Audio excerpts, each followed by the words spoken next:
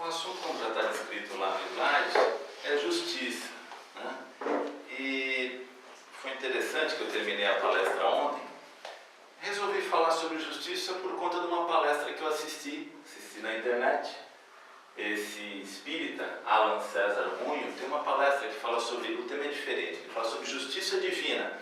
E a gente vai falar um pouquinho de justiça divina, mesmo porque eu de justiça dos homens não entendo nada, deixo aí para os advogados, mas vamos falar um pouquinho também de justiça dos homens, um pouquinho mais de justiça divina, que é a nossa praia aqui do Espiritismo. Mas depois que eu li essa palestra e dei uma estudadinha, coloquei no slide e tal, aconteceu um fato com uma pessoa muito querida minha, e isso foi ontem.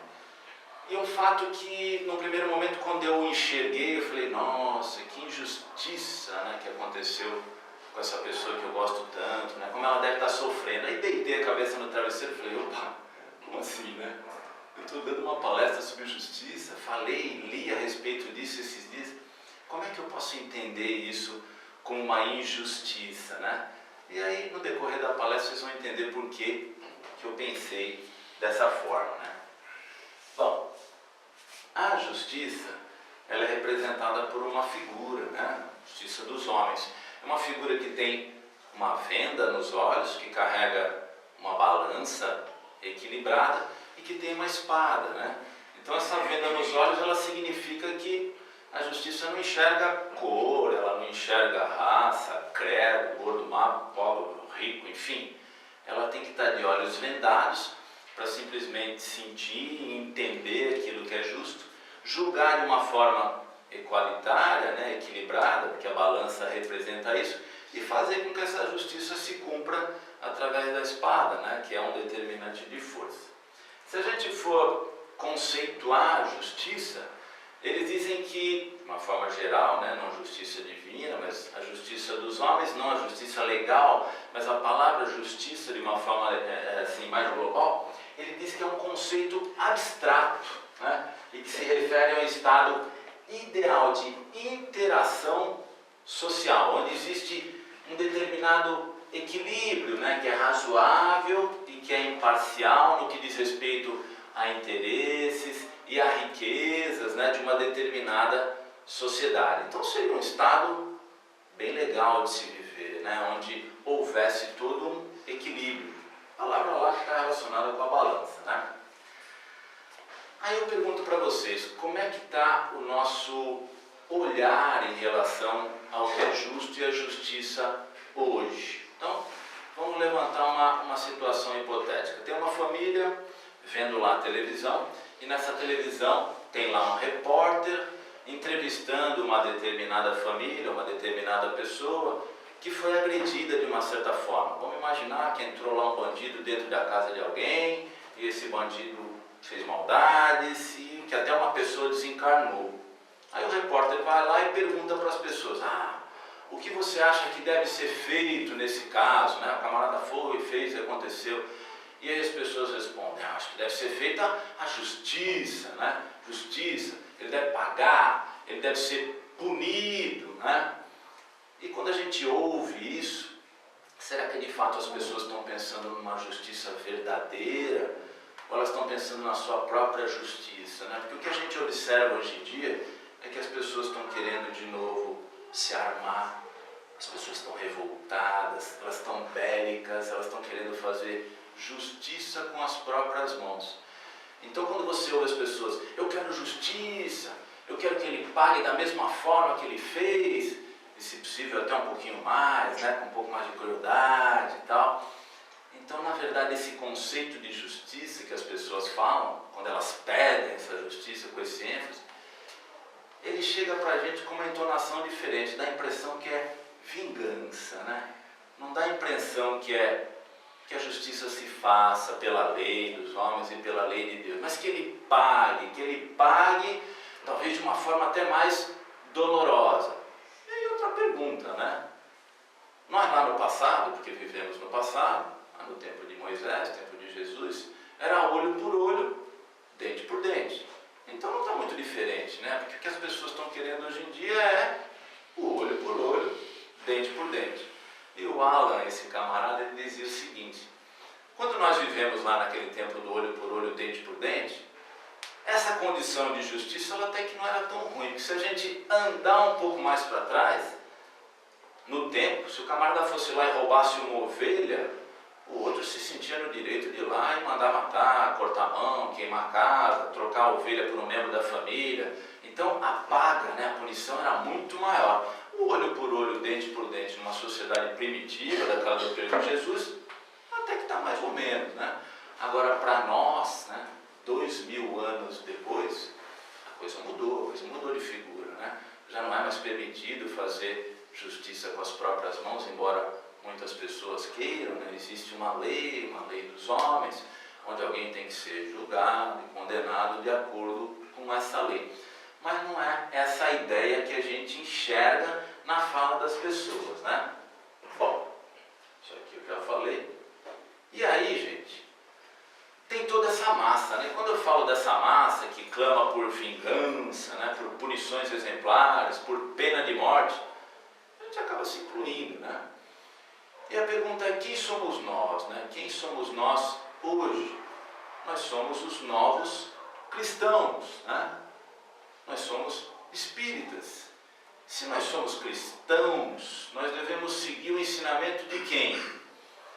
Do Cristo, A gente tem que seguir o ensinamento do Cristo.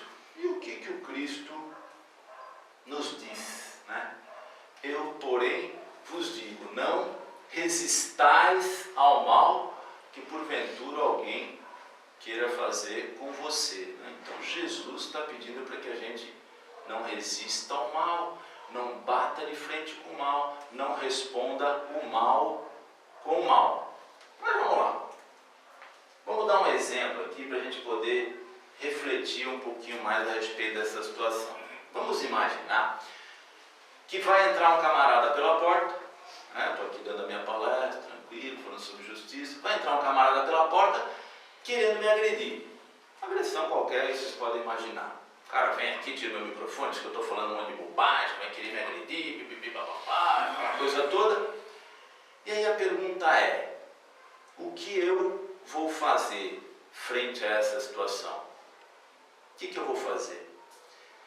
Segundo Cristo, segundo Jesus, eu não vou fazer nada. Eu não vou partir para cima desse indivíduo, eu não vou entrar em luta corporal, não vou discutir com ele e tal. Segundo Jesus, eu tenho que enfrentar esse mal de uma outra forma. Eu vou ter que ou fugir, ou então tentar eliminar aquela discussão, acalmar os ânimos, serenar a situação, para que de jeito nenhum eu entre em combate com esse cara e devolva na mesma moeda aquela agressão que ele está me trazendo.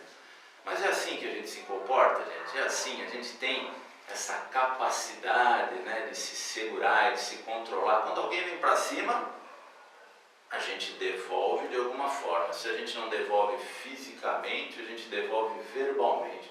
Se a gente não devolve verbalmente, a gente vai para casa pensando ainda, mas aquele fulano me fez tal coisa, eu quero me vingar, de alguma forma eu quero devolver. Às vezes não é um sentimento de vingança, mas eu não consigo ter essa calma, essa tranquilidade que Jesus nos pede. Segundo Cristo, não vou fazer nada. Eu vou tentar enfrentar a situação com calma e serenidade. Existe uma lei, Jesus, Deus, Deus criou várias leis, a lei de justiça, de caridade, de amor, de trabalho. E tem uma lei que chama a lei de conservação e a lei de preservação, que diz que eu tenho que cuidar do meu corpo. Então quando Jesus diz, não resistais ao mal, se alguém te bater na face direita, oferece outra face. Quer dizer que eu vou ficar aqui, o camarada vai partir para cima de mim, vai me bater, e eu ainda vou oferecer outra face? Não. Se existe uma lei de conservação e de preservação, quer dizer que eu tenho que cuidar do meu corpo de alguma forma, nem que seja fugindo. Num primeiro momento a gente vai tentar evitar essa briga, evitar essa confusão, claro, mas se eu precisar fugir para preservar meu corpo, é o que eu vou fazer. E tem muitas pessoas que vão falar, covardia, você fugiu, você é covarde. Então, Se a gente quiser interpretar que Jesus pede para que nós sejamos covardes, a gente está interpretando totalmente errado, né?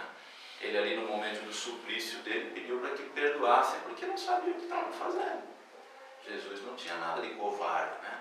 Ele tinha muita humildade, muita capacidade de relevar e tolerância e perdoar, coisa que a gente não tem. Então a gente parte para o instinto, né?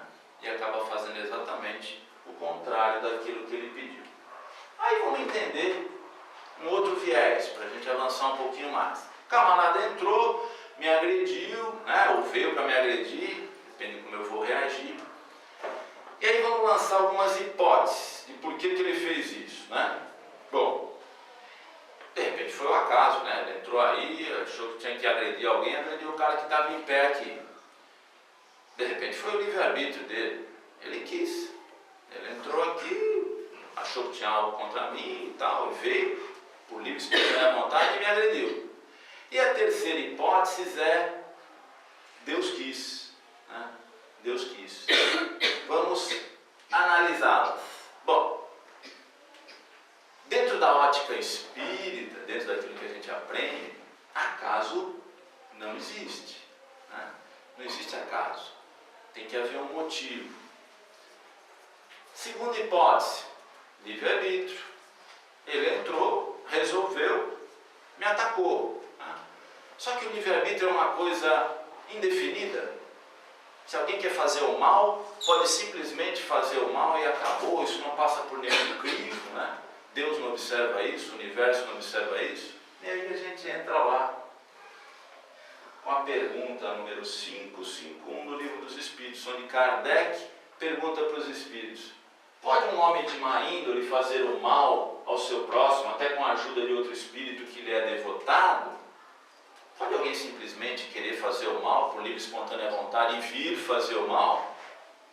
E a resposta é não, né? Por que não? Vamos ver esse texto do Miramês, que é muito legal, que ele pega justamente carona nessa pergunta. E ele diz assim: fazer mal ao próximo. Se um homem de má índole deseja fazer o mal ao seu próximo, claro está que Deus não permitirá que esse mal seja feito, pois existe a lei da justiça criada por ele, de forma a proteger as criaturas. Ou seja, ninguém pode entrar aqui e sair espancando os outros, simplesmente porque quis, mas vamos entender por quê, né? O mal que o ser recebe, se entendes isso por mal, são lições necessárias para o seu adiantamento espiritual, capazes de libertar as criaturas, pois é pelo sofrimento que reconhecemos o valor do bem. Deus não permite que o ignorante faça o que bem entender. Partindo do ponto de vista que entrou um ignorante pela porta, né, que quis agredir, Deus não permite. Se ele é ignorante, a sua liberdade de ação é pouca, suas forças são inibidas por não saber usar suas qualidades. Somente o tempo poderá lhe conferir meios de se libertar, quando souber fazer o bom uso de suas faculdades espirituais. No sentido mais profundo, o mal não existe. Quando o Senhor permite que alguém sofra, é com finalidade de aprendizado maior, né? Então, se existe a possibilidade do mal, se existe a possibilidade desse camarada entrar aqui, de alguma forma me agredir e fazer o mal, é porque isso tem que acontecer. Isso é uma lição para alguém, isso é um aprendizado. A gente pode nem ver isso como mal, como diz Miramês, né? Bom, mas a coisa acontece, né? As pessoas não entram e agridem as outras? Entram, né? Deus quis, então, Deus quis que o homem entrasse aqui e me agredisse? Não, mas Ele permite, né? Ele permite, Ele não quis, Ele permite, Ele se utiliza, né, das lições e das suas leis, e se utiliza das pessoas para poder ensinar, né? Então está lá, ó. Ele só permite. A vontade de Deus se expressa por meio das suas leis. Se foi justo entrar o camarada lá, vir aqui, me agredir, naquele momento, era necessário. A gente não fala lá no Pai Nosso: seja feita a tua vontade, né? Leis naturais, leis divinas, lei de justiça, lei de amor, lei de caridade, né? Então, o que isso quis dizer? Que na balança lá da justiça divina, isso precisava acontecer comigo. A pessoa teve esse aval de entrar aqui e de partir para uma agressão, porque de alguma forma isso ia ser muito bom para mim. Eu de alguma forma vou aprender bastante com isso, né? Então o que eu faço com essa situação? O que eu faço? Eu revido, eu parto para cima, né? Eu agrido o camarada, o que eu faço com tudo isso? E aí que vem o detalhe, né? Exatamente como eu vou reagir a essa situação hipotética que a gente está inventando aqui, mas é uma situação bem ilustrada, né? Que uma casa é protegida, ninguém vai entrar aqui saindo ali demais. Se acontecesse, é exatamente a forma que eu vou reagir frente a essa situação que vai avaliar o quê? O meu grau evolutivo, em que patamar eu estou, né? Porque se eu conseguir de fato refrear os meus sentimentos, não partir para a briga, não entrar numa contenda, né? Ou não querer depois ir lá na rua pegar o cara, não sei o quê, me vingar e ficar com aquilo na cabeça, realmente eu vou estar num estado evolutivo diferente. Por outro lado, se eu me perder, né? Eu pensaria que, sei lá, alguns anos atrás talvez eu pudesse agir dessa forma. Hoje eu imagino que talvez não, mas eu imagino. Por que eu imagino? Porque eu não passei por isso ainda, né? Existem coisas dentro da gente que a gente não conhece, que são instintivas e que às vezes mesmo a gente não querendo a gente faz e depois se arrepende. Por isso que a gente está ainda num planeta de provas e expiações e somos criaturas cheias de imperfeições ainda. Mas pelo menos a gente tem que pensar naquilo que a gente almeja, né? Naquilo que a gente quer. Vamos lá. Vamos dar um outro exemplo agora para falar um pouquinho da justiça divina. Imagine no trânsito, eu estou lá andando tranquilamente com o meu carro, vem um outro, pumba, bate na traseira. Normalmente quem bate na traseira está errado, e ele estava mesmo errado nessa situação. E aí eu quero reparar isso de alguma forma, né? Eu quero algum tipo de justiça. Bateu no meu carro, quebrou tudo, eu quero justiça. O que eu vou fazer? Eu vou lá abrir a carteira do cara, tirar o dinheiro dele e falar, dá aqui o teu dinheiro para pagar o meu carro? Não. Eu vou procurar alguém que tenha uma relação com a justiça, para intervir por mim. Né? Eu vou procurar quem? Eu vou procurar um advogado. Procurar um advogado. Vamos supor que eu não tenha seguro, nem ele e tal, e não se entrou num acordo, vamos procurar um advogado. Procurei um advogado, o advogado vai lá, dá entrada nas coisas no fórum e tudo mais. Quem que eu quero que julgue essa situação para mim? Quem que vai julgar uma situação legal da justiça dos homens? Eu vou querer que o advogado julgue? Não. Vou querer que o escrivão julgue? Não. Vou querer que o cartorário julgue? Não. Vou querer que o juiz julgue, né? Então, vou querer que o juiz, porque o juiz é o cara habilitado, ele conhece das leis, ele é pago para isso, é ele que resolve essa parada. Não vou querer ninguém intermediando, eu vou querer que ele resolva. Isso no assunto da justiça do homem. E nos assuntos da justiça divina? Quem resolve? É Deus, né? Deus que resolve. Deus que está com autoridade, com a habilidade para julgar. E por quê? Vamos de novo voltar naquela situação inicial. O camarada que entrou pela porta e me agrediu. Por que Deus está habilitado para julgar essa situação? E não eu, não a Luci, ou Eliana. Porque Deus conhece o agressor profundamente. E Deus me conhece profundamente. Deus vai saber se esse cara que entrou aqui teve uma infância terrível, foi violentado pelo pai, foi agredido pela mãe, iniciou nas drogas, acabou de sair da prisão, é um camarada que merece um outro olhar. E também me conhece. Sabe se eu, nessa ou em outras existências, agredi, aprontei, parapapá, e naquele momento estou merecendo essa situação. Então, ele é a autoridade para julgar. Né? E a perguntinha está ali. Então, por que nós julgamos? Né?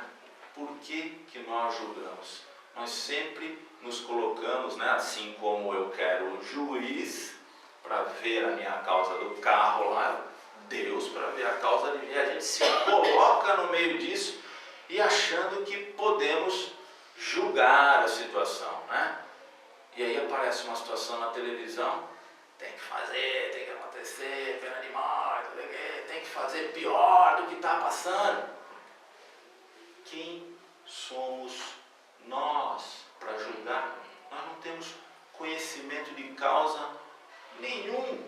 Eu não conheço nem esse cara que está entrando aqui, veio fazer uma agressão. Quanto mais o outro lá que eu vi na televisão, que eu quero que pague olho por olho, dente por dente, se possível um pouquinho a mais ainda. Então, são coisas para a gente refletir. Então, o que eu faço, né? O que eu faço nesta vida, nessa existência, para não ser agredido, para não ser injustiçado, para não sofrer nenhum tipo de violência? Porque a gente sofre, né, gente? A gente sofre violência no trânsito, no trabalho, dentro da própria casa, até dentro da casa espírita, né? A gente sofre algum tipo de injustiça, né? De agressão, de violência. O que a gente faz? É muito simples, muito simples. É só não merecer, né? Basta não merecer, né? Fácil, né? E como é que eu faço para não merecer injustiças, violências e agressões na minha vida? Como eu faço para não merecer? Bom, tem uma premissa, né? Eu tenho que seguir o caminho de Jesus, da humildade, da bondade, da caridade, da tolerância, aquilo tudo do homem de bem que a gente conhece no Evangelho. Ainda chega no final e fala que não são todos os predicados, que ainda falta muita coisa, né? Para não merecer, eu tenho que seguir esse caminho. Mas já que eu não consigo seguir tudo isso, tem uma outra coisa muito importante que eu tenho que fazer também. Que é o quê? Abdicar da condição de julgar. Abrir mão da condição de julgar esse camarada que está entrando aqui querendo me agredir. A partir do momento que eu abro mão da condição de julgar, eu não vou julgar. Eu não tenho capacidade de julgar. Aí eu deixo o caminho aberto para quem? Para a justiça divina. Para Deus julgar. Eu não tenho habilidade para julgar. A lei vai julgar esse cara que entrou aqui e quis agredir do jeito dela. Os preceitos legais. Agora, eu tenho condição de julgar? Não tenho. Aí, gente, entra uma outra pergunta, né? Como é que eu abdico, como é que eu abro mão dessa condição de juiz que todos nós temos? O que eu faço para abdicar, para abrir mão da condição de juiz? O que eu faço? Começa com P, termina com A. Perdão. Né? Perdão. Se eu perdoo, eu abro mão dessa condição de estar julgando. Ele fez porque isso, aquilo outro. A partir do momento que eu perdoei, eu me coloco de lado, né, e deixo para Deus. O Alan é engraçado, ele fala assim que enquanto não houver perdão, enquanto a gente fica ali se debatendo, um julgando o outro, Deus fica só anotando no caderninho. Esses caras não tem jeito mesmo, eu não dou um pelo outro, estão aí brigando, se matando, e a lista vai crescendo, né? Então, enquanto a gente não abdica dessa condição de julgar e perdoa, a coisa não anda, né?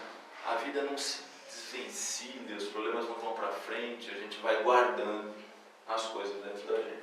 Bom, pergunta 875 do Livro dos Espíritos. Kardec pergunta lá para os Espíritos: como se pode definir a justiça? Então, justiça consiste no quê?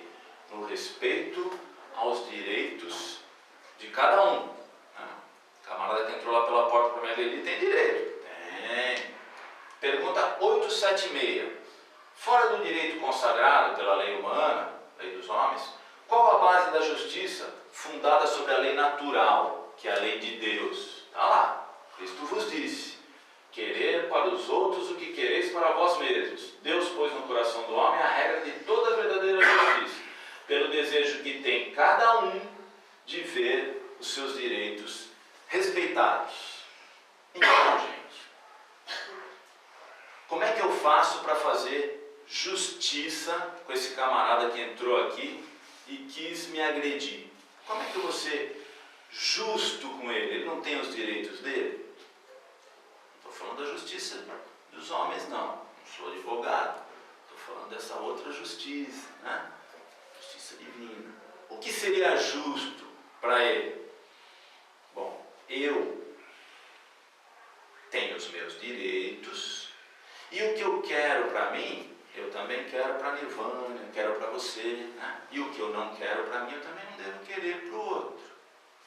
Então, se eu quero o direito de errar, eu também tenho que dar para esse irmão que entrou aqui o direito de errar, né? Ele tem que ter uma oportunidade. E se eu quero ter o direito de errar, eu também quero ter o direito de reparar. Então eu também, é justo que eu dê para esse irmão o direito de errar e o direito de reparar, né? Porque a gente tem que ter esses dois direitos. Como é que eu vou ser perdoado se eu não perdoar? Então a gente está sempre pronto a julgar, a condenar. E a gente se esquece completamente desses preceitos, da gente querer tudo de bom para a gente e para o outro. O que eu quero para mim? Eu quero paz de consciência, eu quero serenidade, eu quero tranquilidade. E para a Elaine? Eu tenho que querer a mesma coisa. Paz, tranquilidade, serenidade, né? Essa via é de duas mãos. Então eu tenho que olhar esse meu agressor de uma forma diferente, né? Com a mesma perspectiva que eu quero para mim. A minha possibilidade de errar e a minha possibilidade de reparar. Então, gente, para que a gente possa refletir um pouco, né? Já que a gente não tem a capacidade, às vezes, de enfrentar situações de supostas injustiças que a gente enxerga, foi como eu estava contando para vocês lá no comecinho da palestra. Eu deitei à noite e falei, nossa, que injustiça com essa pessoa. Eu falei, como injustiça? Não tem justiça. Não sou eu que tenho que julgar. Se essa pessoa passou por essa determinada situação, se ela foi agredida por determinadas pessoas, isso tem uma finalidade. Isso é justiça divina. Alguém precisou aprender com isso e alguém foi usado de instrumento para que isso acontecesse. Deus não quer o mal, Ele só se utiliza da situação que aparentemente parece um mal, parece ruim, mas como diz o Miramês, o mal de repente nem existe, né? São coisas que têm que acontecer, que a gente não aceita, que a gente não entende, que a gente se rebela e fala que é espírita. É espírita nada, né? Se fôssemos de fato, seguiríamos o ensinamento do Cristo, somos cristãos. Não resistir ao mal.